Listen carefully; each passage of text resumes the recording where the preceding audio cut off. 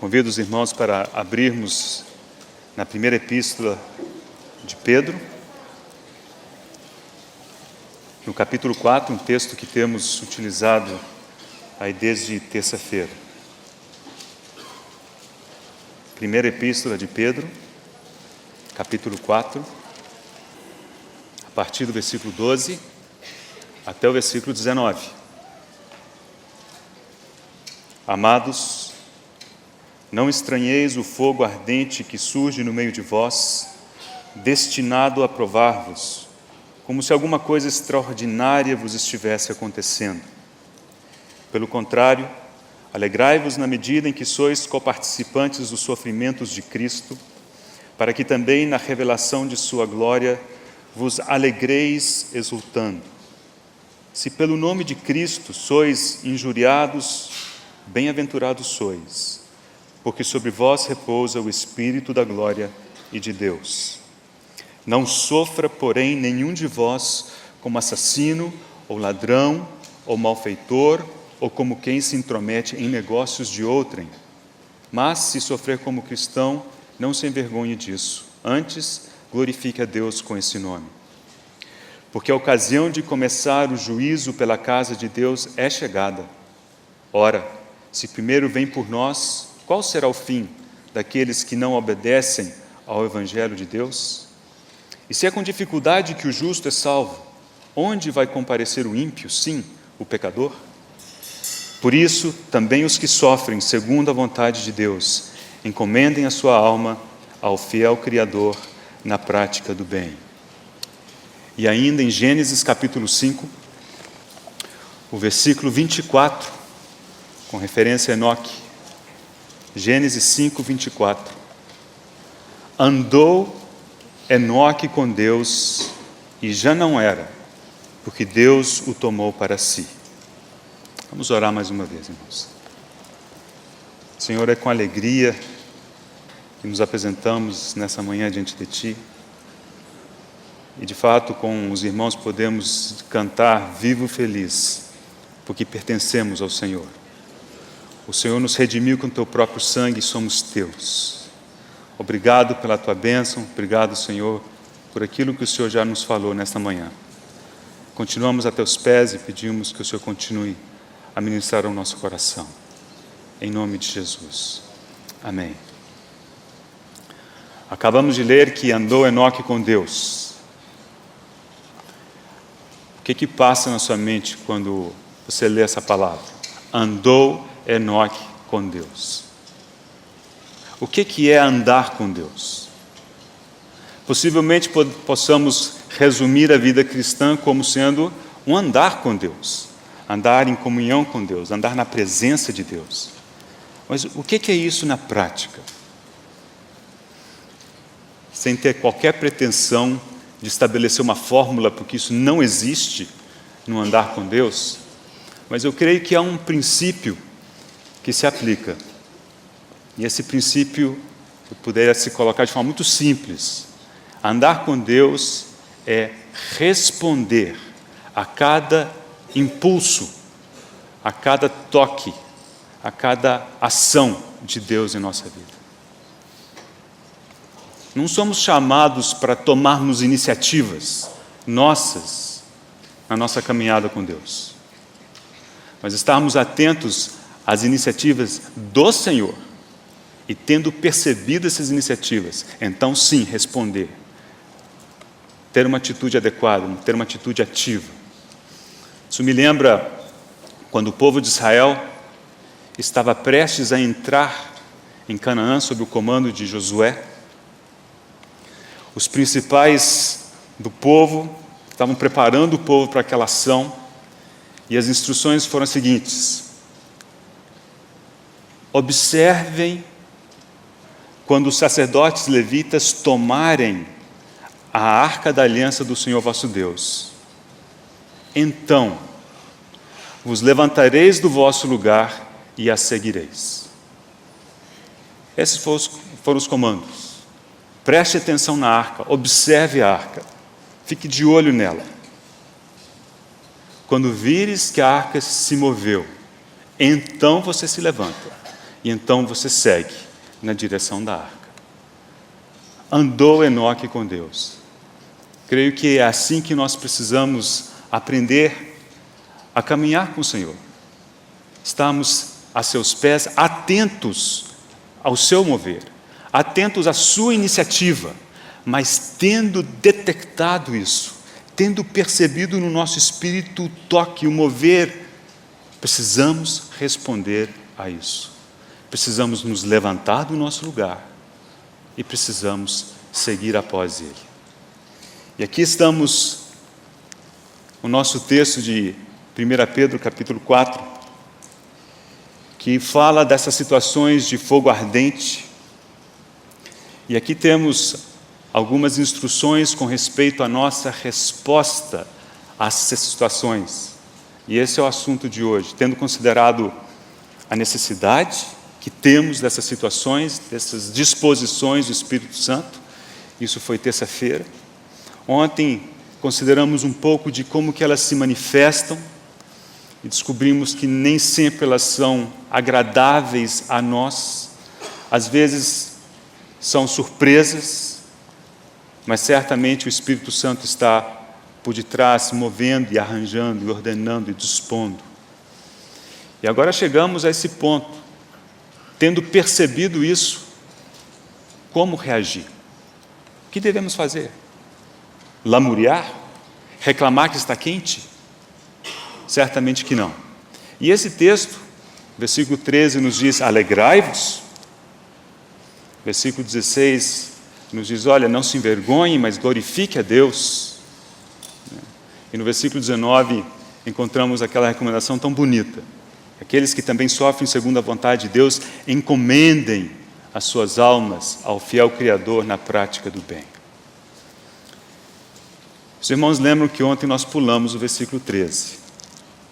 Então hoje eu quero tomar o versículo 13 como nosso ponto de partida, no que concerne a nossa resposta, a nossa reação às situações de fogo ardente. Então acompanhe comigo alguns detalhes que encontramos aqui no versículo 13.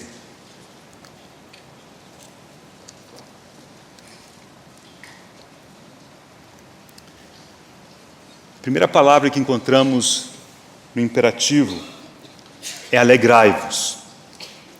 Mas é um alegrai-vos na medida em que sois coparticipantes. Na medida que significa na mesma proporção. Não é alegrar em qualquer sofrimento, mas é naquele sofrimento em que estamos sendo trabalhados e tratados pelo Senhor. É na medida em que somos participantes dos sofrimentos de Cristo, é nessa medida que nos alegramos. Se sofremos muito com Cristo, a nossa alegria deve ser muita. Se o nosso sofrimento não tem nada a ver com o Senhor, então possivelmente nós não tenhamos razões para nos alegrar com esse tipo de sofrimento. Mas aqui temos essa palavra, alegrai-vos, na medida em que sois coparticipantes do sofrimento de Cristo. E esse alegrai-vos está intimamente relacionado ao bem-aventurado sois do versículo 14. Alegrai-vos, por quê? Porque bem-aventurados sois. Alegrai-vos, por quê? Porque prósperos sois, porque sobre vós repousa o Espírito da glória e de Deus. Agora, a construção desse versículo 13, ela é muito curiosa. Vamos tentar entender a lógica que parece estar nesse versículo. Vamos ler ele todo.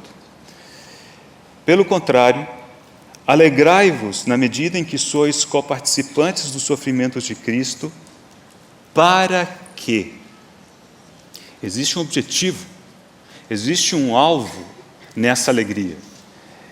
E esse objetivo, esse alvo, é para que também na revelação da sua glória vos alegreis exultando. Esse texto efetivamente nos diz o seguinte: alegre-se hoje para que você possa se alegrar na revelação da sua glória naquele dia. Irmãos, isso aqui é um mistério, mas ele é muito profundo e igualmente muito belo.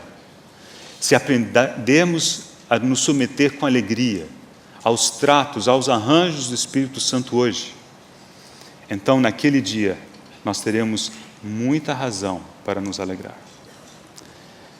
Eu fico só imaginando se o contrário é válido. Talvez seja. Em outras palavras, se nós não aprendermos a nos alegrar hoje, em meio a situações difíceis, mas situações ordenadas pelo Espírito Santo em nossa vida, possivelmente nós não tenhamos tantas boas razões para nos alegrarmos naquele dia. E aí, irmãos, naquele dia nós não queremos outra coisa, a não ser nos alegrarmos aos pés do Senhor e ter alguma coisa para depositar a seus pés, em adoração. Acontece que muito do que a gente tem, principalmente em nós mesmos, feno, madeira e palha, isso não chegará do outro lado da fogueira.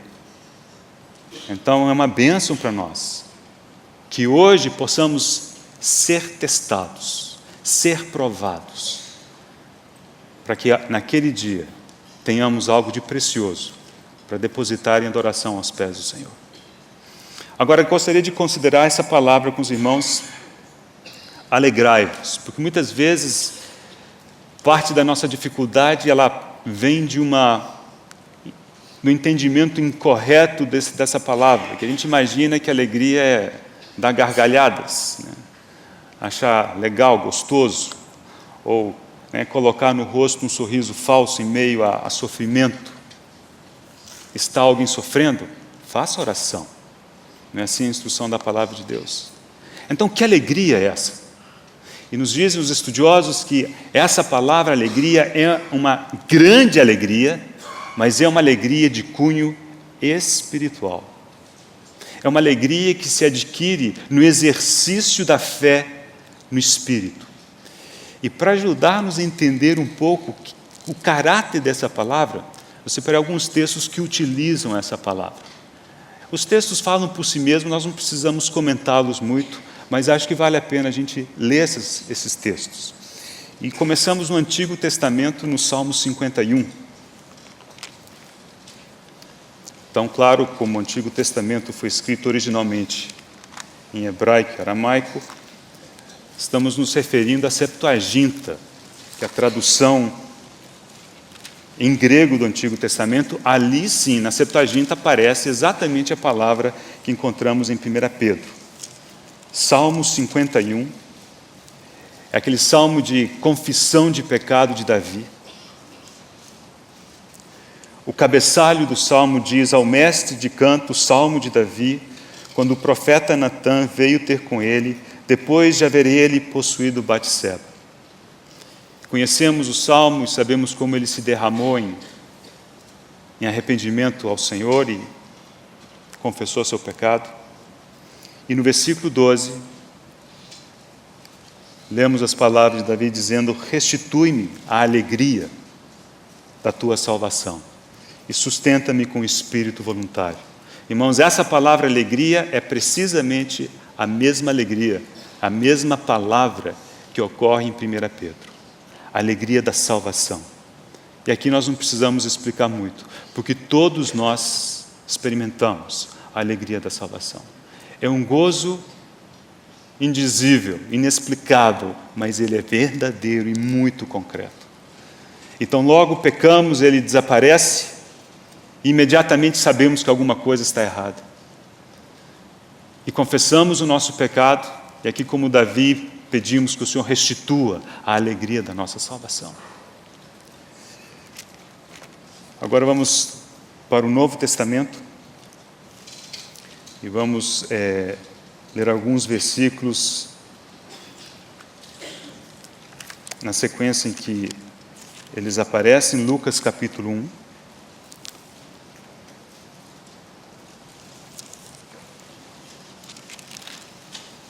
É o Cântico de Maria, no versículo 46, Lucas, capítulo 1, versículo 46. Então disse Maria: a minha alma engrandece ao Senhor, o meu espírito se alegrou em Deus, meu Salvador.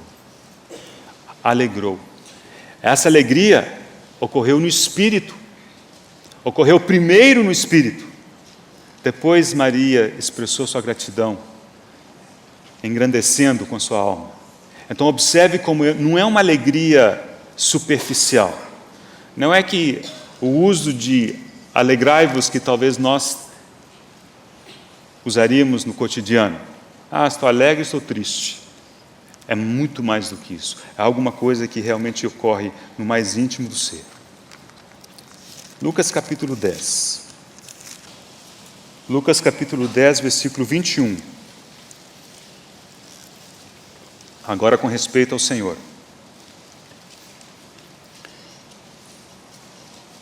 Lucas 10, 21. Naquela hora, exultou Jesus no Espírito Santo e exclamou. A palavra aqui é o exultar. A exultação do Senhor no Espírito Santo. É precisamente a palavra que encontramos lá, alegrai-vos. Capítulo 8 de João, versículo 56. Abraão, vosso pai, alegrou-se por ver o meu dia, viu-o e regozijou-se. Percebemos que essa alegria, principalmente nesse texto, tem a ver com o exercício da fé. Abraão não havia se alegrado por alguma coisa que lhe acontecera. Ganhou um presente, ficou feliz, se alegrou. Não, ele viu o dia do Senhor. É o exercício da fé. E esse exercício da fé, na vida de Abraão, lhe trouxe precisamente essa alegria da qual estamos falando. E é assim também conosco. E é essa alegria que encontramos naquele texto de 1 Pedro. Nossos próximos versículos também estão em 1 Pedro, mas no primeiro capítulo. 1 Pedro, capítulo 1. 1 Pedro, capítulo 1, a partir do versículo 6. Nisso exultais. Está aí a palavra. Nisso exultais, embora no presente, por breve tempo, se necessário, sejais contristados por várias provações, para que, uma vez confirmado o valor da vossa fé, muito mais preciosa do que o ouro perecível, mesmo apurado por fogo, redunde em louvor, glória e honra na revelação de Jesus Cristo, a quem, não havendo visto, amais, no qual, não vendo agora, mas crendo, exultais com alegria indizível e cheia de glória, obtendo o fim da vossa fé, a salvação da vossa alma. Essa palavra aparece no versículo 6, nisso exultais, e também no versículo 8, quando fala, não vendo agora, mas crendo, exultais com alegria indizível. Agora, irmãos, o que é não ver agora, mas crer? Isso não é o exercício da fé? Isso é precisamente o exercício da fé. Nós não vemos algo agora, mas cremos. Cremos porque Deus o disse. Esse é o exercício da fé. E mais uma vez vemos então essa exultação, essa alegria, intimamente vinculada ao exercício da fé. E é esse ponto que talvez eu gostaria de enfatizar ao longo de hoje, que a nossa resposta às situações de fogo ardente que se nos apresentam deve ser encarada por nós como uma abençoada oportunidade de exercitarmos a nossa fé. Não vendo agora, mas crendo. Assim exultamos. E o último texto, muito precioso, no livro de Apocalipse, no capítulo 19, lendo a partir da segunda metade do versículo 6. Então, Apocalipse 19, a partir da metade do versículo 6. Aleluia! Pois reina o Senhor nosso Deus, o Todo-Poderoso. Alegremo-nos e exultemos. Está aí a sua palavra. E demos-lhe glória, porque são chegadas às bodas do Cordeiro, cuja esposa a si mesma já se ataviou, pois lhe foi dado vestir-se de linho fino, resplandecente e puro. Esse é aquele dia no futuro. E talvez essa seja a alegria mesmo, que haveremos de manifestar se hoje aprendermos a nos regozijar, a nos alegrar nas situações de fogo ardente. Agora, como a palavra não ensina, não incentiva, gostar do sofrimento, não é isso. Então a pergunta é, por que alegrar-se? Bom, parte da resposta já foi dada no versículo 14. Porque bem-aventurados sois, porque prósperos sois. Mas por quê? Por que prósperos? Por que bem-aventurados? Porque Deus está, por meio do seu Espírito, nos depurando, nos aperfeiçoando, nos preparando, dando-nos algo de valor eterno para podermos ter naquele dia, para depositar a seus pés. Eu gostaria de ver com os irmãos um exemplo na vida do Senhor e também um na vida de Paulo, ver como que eles reagiram em situações como essa. O principal, certamente, é o exemplo que temos no Senhor. Eu gostaria de convidar os irmãos a abrirem em Hebreus capítulo 12, a partir do versículo 1. Portanto, também nós, visto que temos a rodear-nos tão grande nuvem de testemunhas, desembaraçando-nos de todo o peso e do pecado que tenazmente nos assedia, corramos com perseverança a carreira que nos está proposta, olhando firmemente para o autor e consumador da fé, Jesus, o qual, em troca da alegria que lhe estava proposta, suportou a cruz, não fazendo caso da ignomínia, e está sentado à destra do trono de Deus. Considerai, pois, atentamente aquele que suportou tamanha oposição dos pecadores contra si mesmo, para que não vos fatigueis, desmanhando em vossa alma. Observar o versículo 2. Nessa tradução diz que em troca da alegria que lhe estava proposta, suportou a cruz. Pessoalmente, eu acho que essa não é a melhor tradução, porque ela pode dar uma ideia incorreta com o uso da palavra troca. Porque quando a gente pensa em troca, assim, você tem uma banana, eu tenho uma maçã. Vamos trocar? Significa, eu te dou minha maçã, você me dá sua banana. Se trocamos, eu nunca terei os dois, só vou ter um. A troca me permite escolher qual deles eu fico. Mas aqui o sentido desse texto não é em troca nesse sentido, mas é que por causa da alegria que lhe estava proposta, para que o Senhor pudesse alcançar essa alegria, para isso ele suportou a cruz. O Senhor contemplou essa alegria, possivelmente a alegria da qual acabamos de ler, lá em Apocalipse capítulo 19. Ele viu aquela alegria, mas entre ele e essa alegria estava a cruz. E o que esse texto nos diz é que por causa daquela alegria, ele não fez caso da cruz, para dizer assim, vou passar por isso.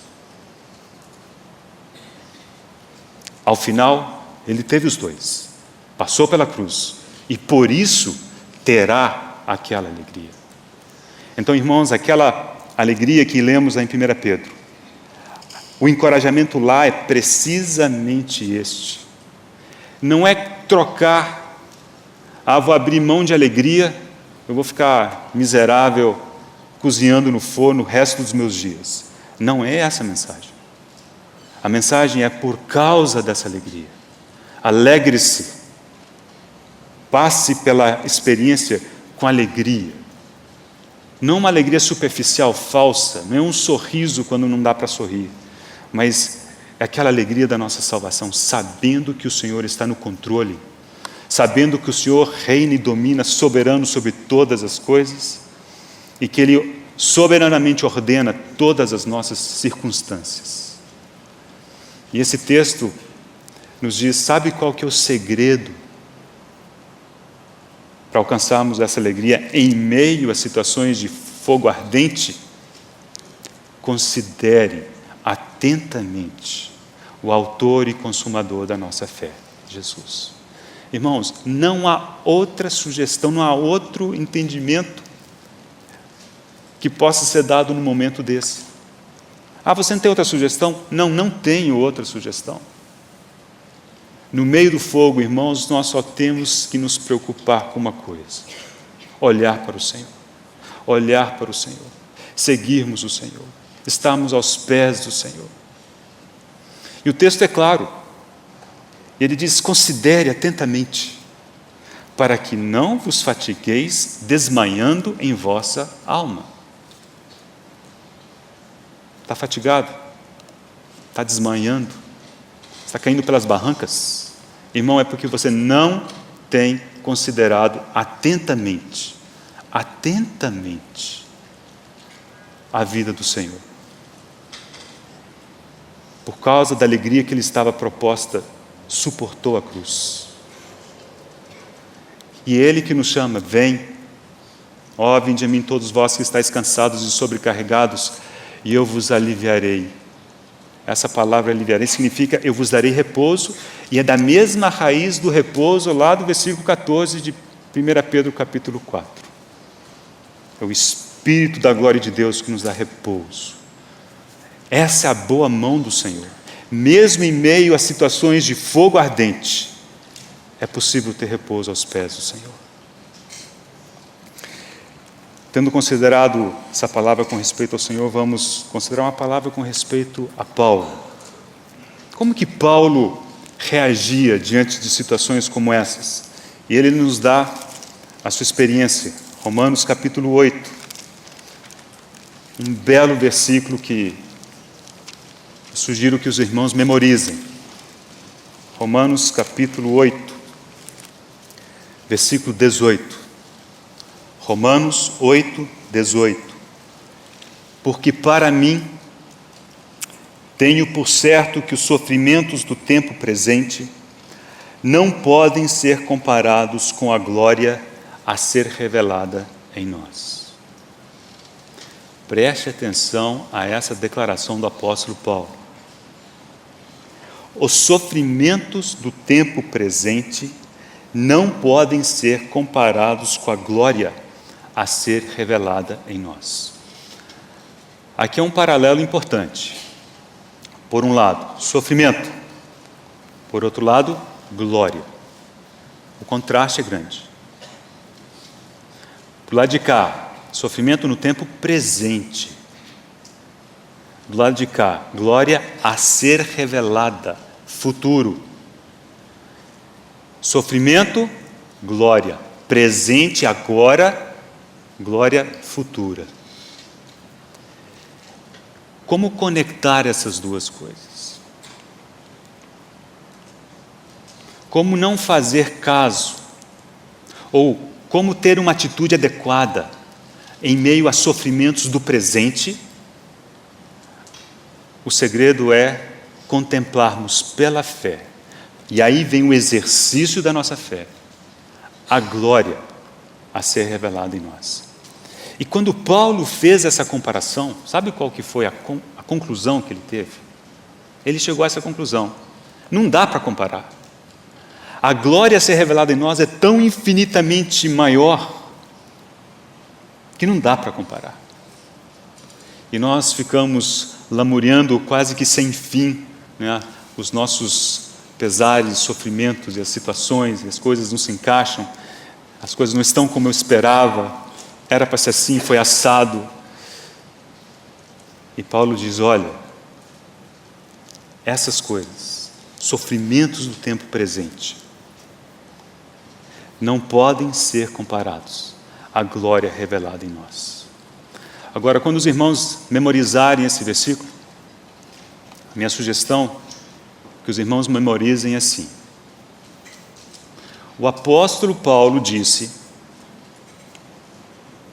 né, porque foi o que ele disse, assim, para mim, esse mim não é o Luiz, é o apóstolo Paulo. O apóstolo Paulo, para ele, Os sofrimentos do tempo presente não podem ser comparados à glória a ser revelada em nós. E memorize assim, e declare esse versículo assim: até que pouco a pouco, no exercício da sua fé, nas situações do dia a dia que você viver, o Espírito lhe convencer de que de fato isso é uma realidade. E aí sim, você poderá dizer como Paulo: para mim tenho por certo. Mas Paulo disse isso era uma experiência, era resultado de uma experiência dele. E nós repetimos as palavras dele sem termos a experiência. É como quando ele disse assim: tudo posso naquele que me fortalece. Mas no versículo anterior ele disse: porque eu tenho experiência. Ele havia passado por aquelas situações. Nós não passamos por essas situações, repetimos as palavras, as imprimimos, as colamos nos carros, e é tudo o que temos para fazer. Mas a experiência que traz a realidade. O Senhor produz a realidade dessas palavras na nossa experiência. E é para isso que Ele nos põe em situações de fogo ardente. Para a nossa experiência, para nós podermos ter a chance de ganhar alguma coisa de eterna. Para que Ele possa formar uma palavra que era apenas talvez um conceito, um logos, se tornar em rema. E as situações de fogo ardente são precisamente esse contexto que Ele soberanamente ordena para nos conceder essa oportunidade. Mas a medida em que Ele pode fazer isso depende grandemente da nossa resposta. E a menos que nós possamos enxergar como Paulo e dizer como ele: porque para mim tenho por certo que os sofrimentos de hoje, aquela coisinha, não dá para comparar com a glória que é para vir. Tudo à luz da eternidade fica pequeno. Tudo à luz da glória da eternidade é reduzido a quase nada. Então, irmãos, esse é um grande encorajamento. Mas a dificuldade é que o hoje a gente vê, a gente sente. E o futuro a gente não vê. Mas é aí onde que entra o exercício da fé. Não vendo agora, mas crendo. A pergunta é: cremos mesmo? O Senhor tem que nos ajudar.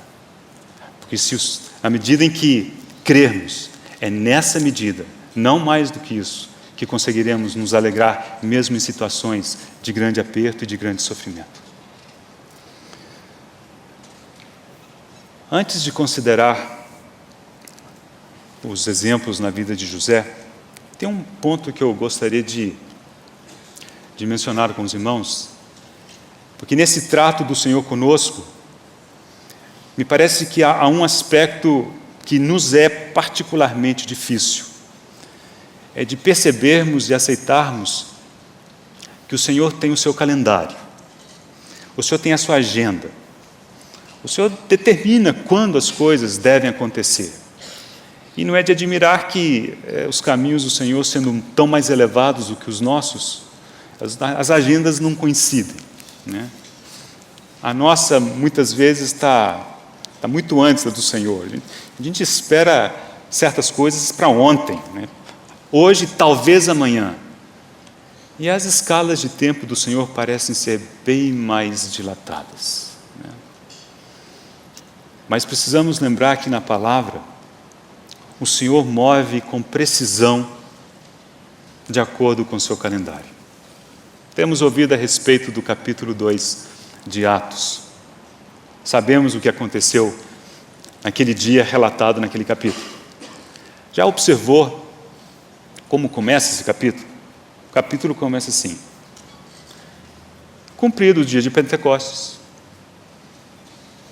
Chegado o dia de Pentecostes, então aconteceu o que estava previsto acontecer naquele dia. Não seria um dia antes, não seria um dia depois. o Senhor disse aos discípulos: ide e esperai. E cumprido o dia de Pentecostes, então aconteceu o que estava no coração de Deus. No início do ministério do Senhor, quando ele começou a pregar e João Batista tinha acabado de ser preso, o Senhor disse: está cumprido o tempo. O reino de Deus está próximo. Está cumprido o tempo. Havia um tempo, havia uma agenda, e aquela havia chegado ao seu ápice. Havia chegado o momento. E o Senhor, naquele momento, nem antes, nem depois, ele entrou para a obra que o Senhor Deus o havia chamado. E há 2 versículos que eu gostaria de ler com os irmãos com respeito a isso. O primeiro deles está em Gálatas, no capítulo 4. Versículo 4 também. Gálatas 4:4. Vindo, porém, a plenitude do tempo, Deus enviou seu Filho, nascido de mulher, nascido sob a lei, para resgatar os que estavam sob a lei, a fim de que recebêssemos a adoção de filhos. Irmãos, na história deste universo, há 2 pontos focais em torno dos quais giram todas as coisas: a primeira vinda do Senhor, a segunda vinda do Senhor. Esse texto diz respeito à primeira vinda do Senhor. E como que o Espírito Santo nos conta isso? Ele diz: vindo, porém, a plenitude do tempo. Quando o tempo chegou na sua plenitude, o tempo para o Senhor vir ficou completo, ficou maduro. Nem 1 minuto antes, nem 1 minuto depois. Então, Deus enviou o seu Filho, nascido de mulher, nascido sob a lei, para libertar a nós que estávamos sob a lei. Observem como Deus se move de acordo com o seu calendário. E com respeito ao segundo ponto, a volta do Senhor, isso encontramos em Efésios. Passe 1 ou 2 páginas na sua Bíblia, Efésios capítulo 1, a partir do versículo 9. Efésios 1, 9. Desvendando-nos o mistério da sua vontade, segundo o seu beneplácito que propusera em Cristo, de fazer convergir nele, na dispensação da plenitude dos tempos, todas as coisas, tanto as do céu como as da terra. Aqui encontramos uma palavra próxima. Em Gálatas aparecia plenitude do tempo, e aqui plenitude dos tempos, né? Está no plural. E alguns irmãos entendem que o significado por detrás desse uso de singular e plural é que na primeira vinda do Senhor é como se fosse um clímax. Quando chegou o momento daquele clímax, Deus enviou o seu Filho, nascido de mulher, nascido sob a lei. E aqui, quando fala da plenitude dos tempos, é como se fosse o clímax dos clímax, o ápice do ápice. E o que esse texto nos diz é que quando chegar esse momento, nesse ponto da história, Deus determinou que todas as coisas devam convergir, apontar, manifestar o seu Filho. E vocês não tenham dúvida que o mover do Espírito Santo, a obra de Deus, do início ao fim, objetiva esse momento, esse alvo. Nós estamos incluídos, mas nós não somos nenhum desses pontos focais. Sob um certo aspecto, nós somos meros detalhes. Mas aprove a Deus, na sua bondade, na sua misericórdia, escolher pessoas como você e como eu, para fazer parte dessa grande obra que Ele está fazendo. E vocês sabem que essa obra está confiada ao Espírito Santo.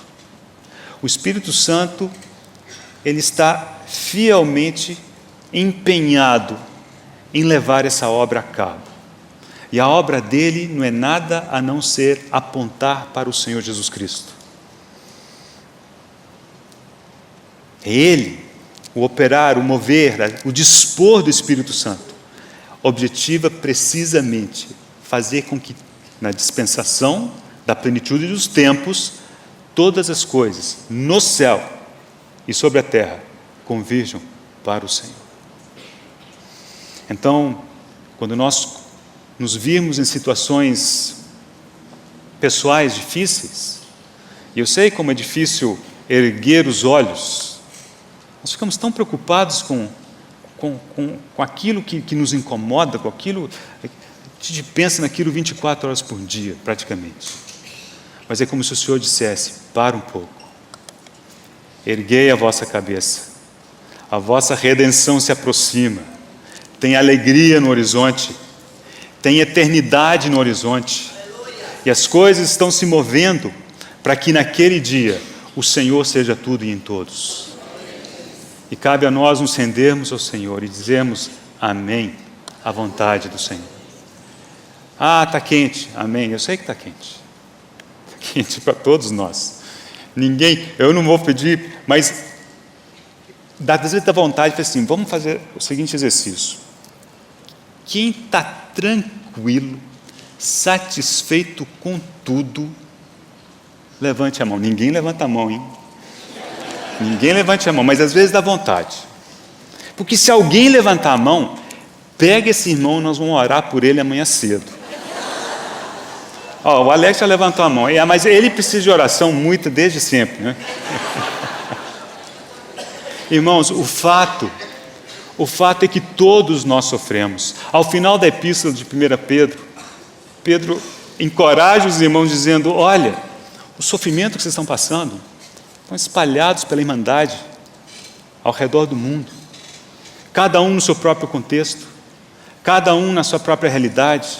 Os sofrimentos têm cores diferentes, têm sentimentos diferentes, mas o fato é que estamos todos no forno, sendo depurados pela bondosa mão do Espírito de Deus. E o encorajamento dessa palavra é: responda positivamente a isso. Não devemos murmurar. Devemos nos lançar aos pés do Senhor, considerar atentamente o apóstolo da nossa fé, o autor da nossa fé. E assim nós não desmaiaremos, né, em nossa alma. Vamos abrir então lá em Gênesis, considerarmos alguns exemplos na vida de José. Quando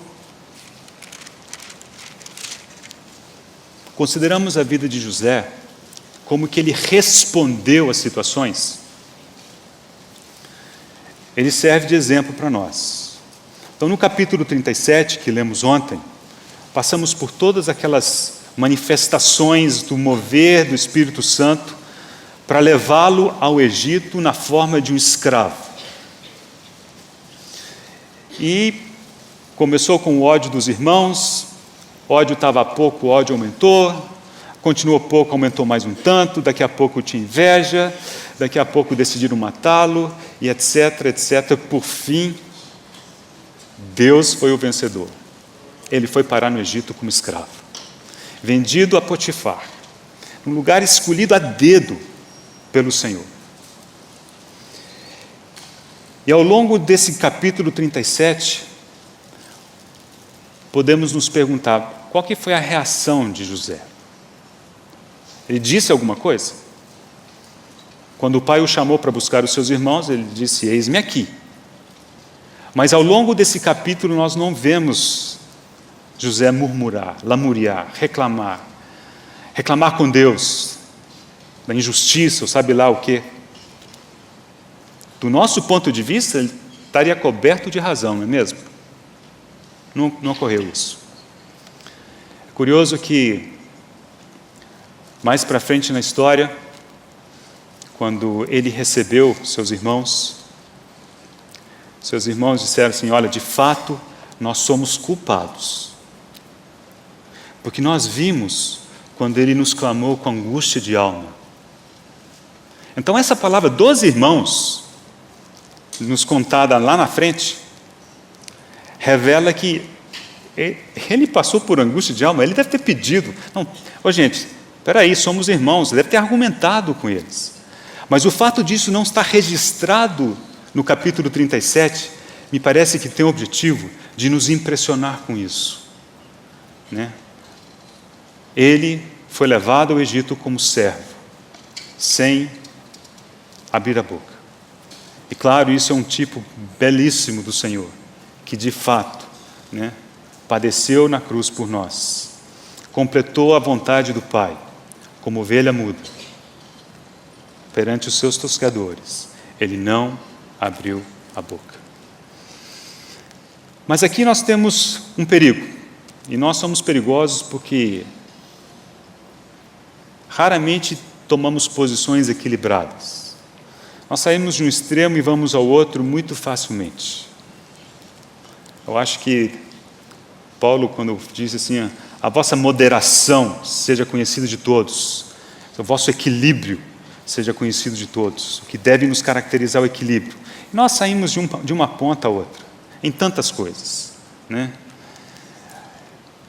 E no que diz respeito à resposta desses momentos de aflição, e ao considerarmos esse aspecto da vida de José, em que ele realmente ele não reclamou, mas ele cedeu, nós corremos o risco de tomarmos uma posição passiva apenas. Não, então tá bom, então vou ficar aqui, né? É como a criança que está agitada, até faz, mexe, a gente pede para ficar quieto, não fica, fica quieto, de repente fala assim, então tá bom, não faço mais nada, vou ficar aqui, né, pelo resto da minha vida.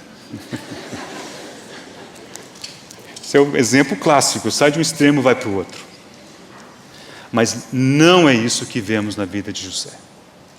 Sim, por um lado, a atitude dele foi muito adequada em que ele não reclamou. Mas a atitude dele foi extremamente ativa ao longo de todo o processo. E é isso que eu gostaria de ler com os irmãos no capítulo 39, a partir do versículo 1. José foi levado ao Egito e Potifar, oficial de Faraó, comandante da guarda, egípcio, comprou dos ismaelitas que o tinham levado para lá. O Senhor era com José, que veio a ser homem próspero e estava na casa do seu senhor egípcio. Vendo Potifar que o Senhor era com ele e que tudo o que ele fazia,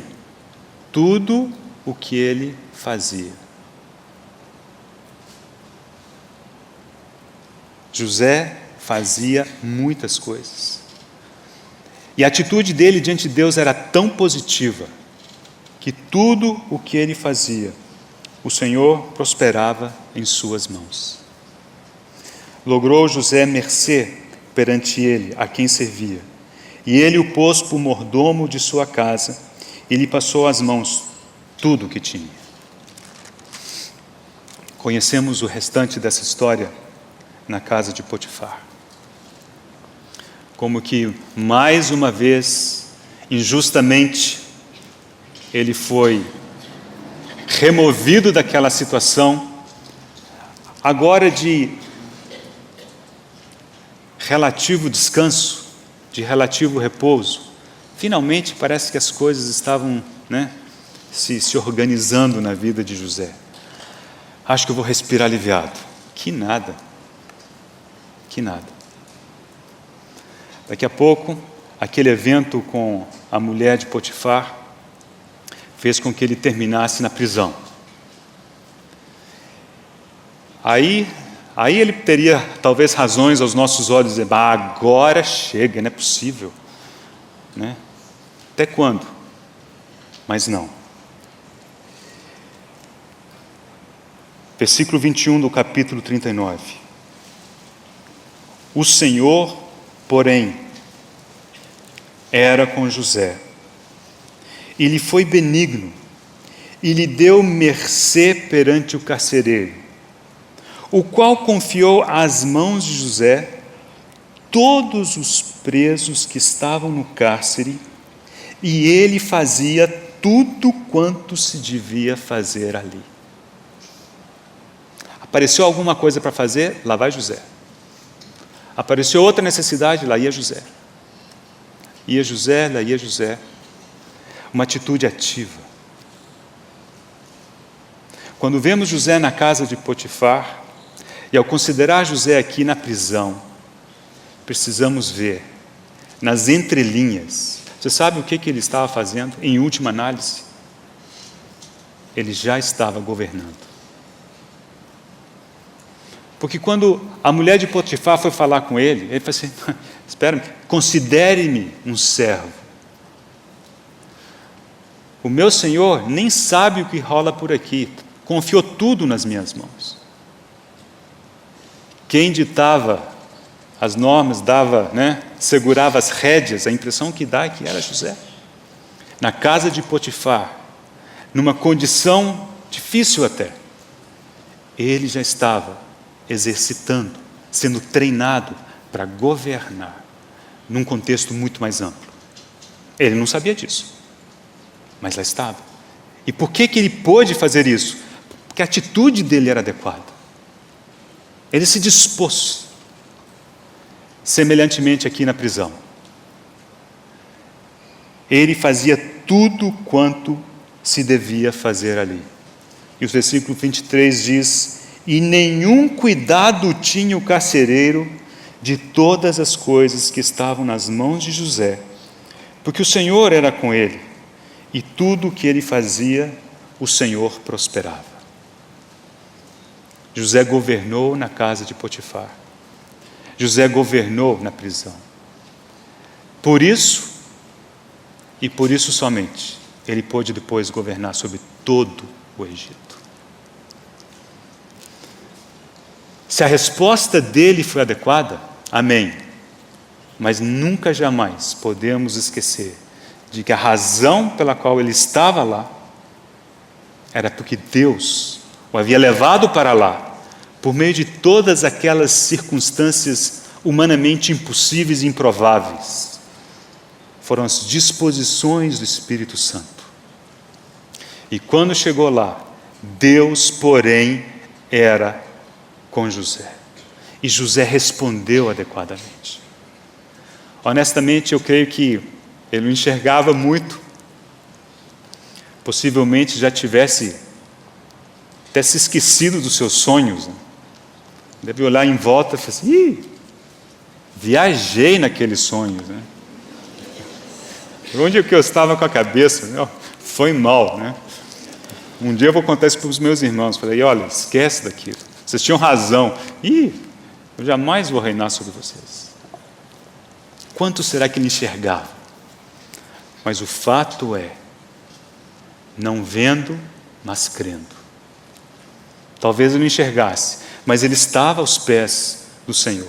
E ele respondia adequadamente a essas instâncias, aos impulsos, às oportunidades que o Senhor colocava em suas mãos.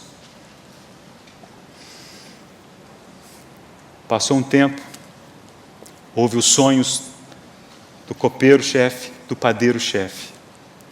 E ele foi chamado. Ele foi interpretar esses sonhos. E nos versículos que lemos ontem, versículo 14 do capítulo 40 de Gênesis, Gênesis 40, versículo 14. Porém, lembra-te de mim quando tudo te correr bem.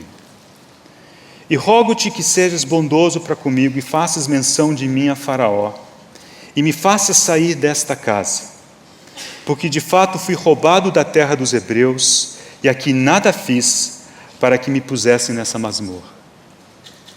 Vocês lembram que na interpretação do sonho, ele previu que ele seria restituído em breve à sua posição original, o copeiro-chefe. Então, no calendário de José, esse pedido que ele fez, lembra-te de mim quando tudo te correr bem, referia-se àqueles 3 dias, naquela ocasião breve que aconteceria, quando o copeiro-chefe seria restituído ao seu posto. Agora, Se vocês lerem esse versículo com cuidado, a gente olha assim e fala assim, isso não aconteceu, né? José, mais uma vez, foi esquecido. Se olharmos com cuidado esse versículo, a menos da questão do calendário, foi o que ocorreu. Só que 2 anos depois, no calendário de Deus, no tempo de Deus, quando o faraó teve seu sonho, então o copeiro se lembrou de José. Irmãos, como temos dificuldade com o calendário de Deus. Luiz, eu não gosto de esperar. Você quer me ver feliz? Me põe numa fila. Do que for, não interessa, né? Fila, para mim, eu fico agitado. Pode ser a fila que for. Eu não gosto de esperar. Não está na minha natureza. Mas o Senhor precisa nos ensinar a esperar. Então, tudo me parece longo, demorado. As coisas, né? Tinha que ser amanhã, tinha que ser... E não é assim, né? Precisamos aprender a esperar. E José precisou se submeter mais uma vez ao calendário de Deus. Versículo 14, aconteceu, mas não aconteceu daí a 3 dias. Aconteceu talvez daí a 2 anos. Ainda com respeito ao calendário de Deus, e com isso mais ou menos vamos encerrando. Conhecemos a história. O faraó teve o sonho. O copeiro se lembrou. Falou de José. Chegaram a José e falaram assim, olha, como diz o Lawrence, se produza, você vai se apresentar, vira uma orquídea, né? Você tem que se apresentar perante o faraó. Então, foi lá, se banhou, barbeou, trocou de vestes e se apresentou a faraó.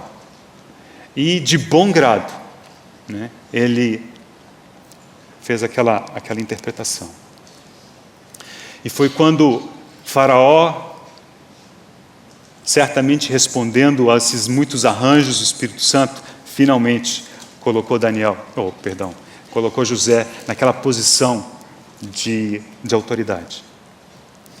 Vamos imaginar o que teria acontecido se o copeiro-chefe tivesse se lembrado de José 3 dias depois do seu sonho, tivesse falado para o faraó. Não é improvável que o faraó tivesse libertado José naquele momento.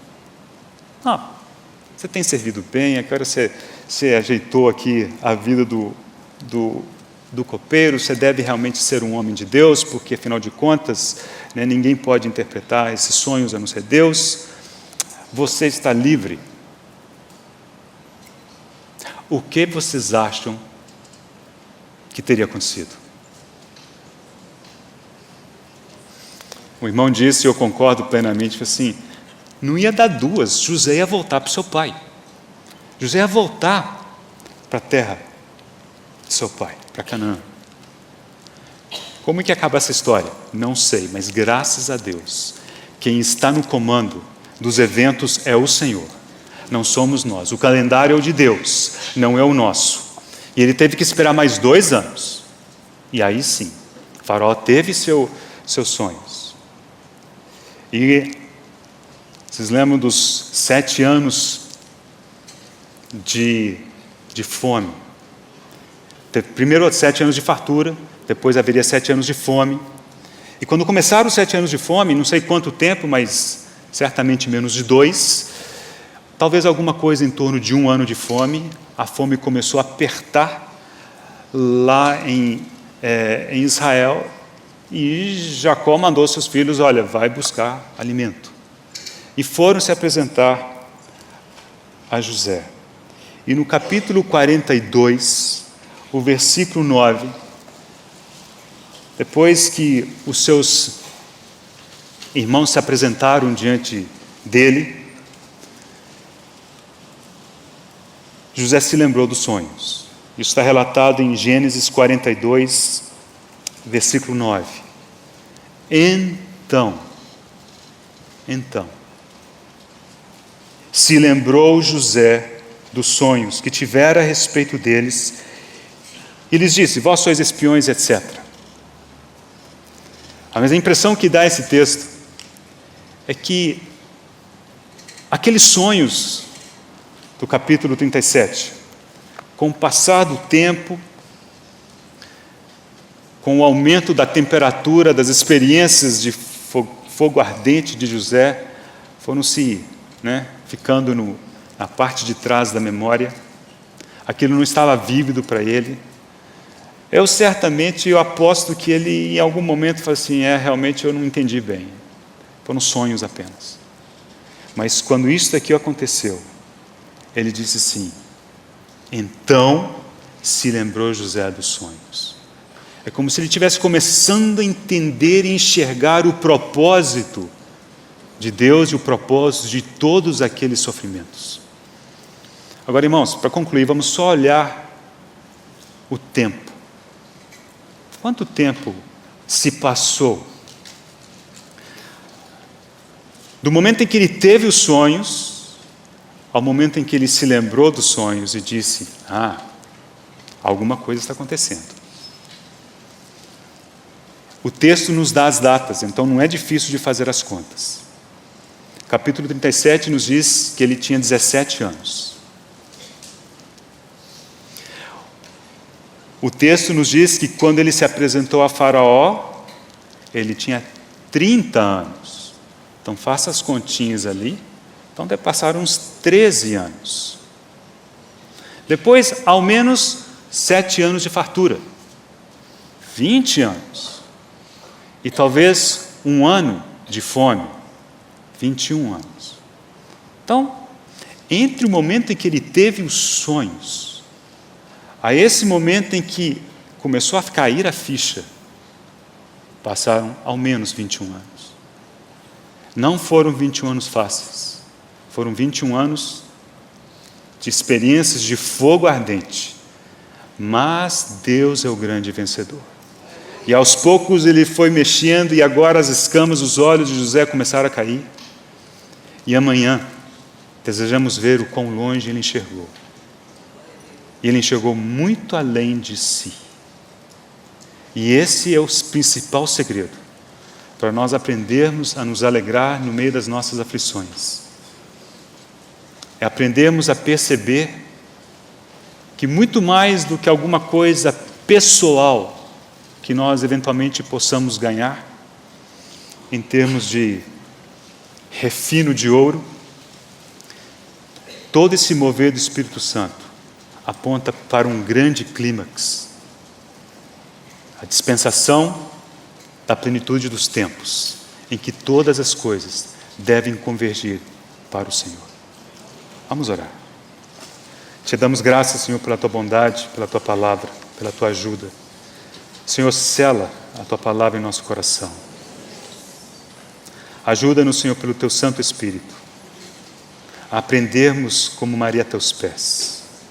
Ajuda-nos, Senhor, a ouvirmos, a aprendermos a reconhecer o Teu mover, o Teu falar, doce e suave. Te damos honra e glória nessa manhã, em nome de Jesus. Amém.